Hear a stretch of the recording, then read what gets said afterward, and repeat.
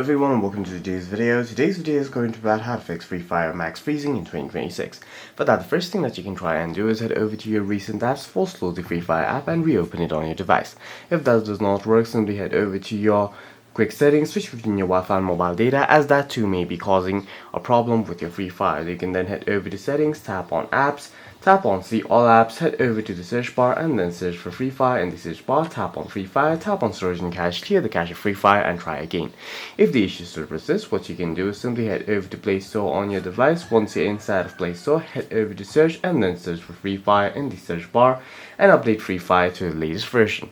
If this too does not work, you can simply head over to your app drawer, search for Free Fire, long press on Free Fire, uninstall it on your device, and then head over to settings on your device. Once you're here, tap on storage, make sure that you have at least 2 to 3 GB of free space on your device, or else Free Fire will crash due to low storage as well.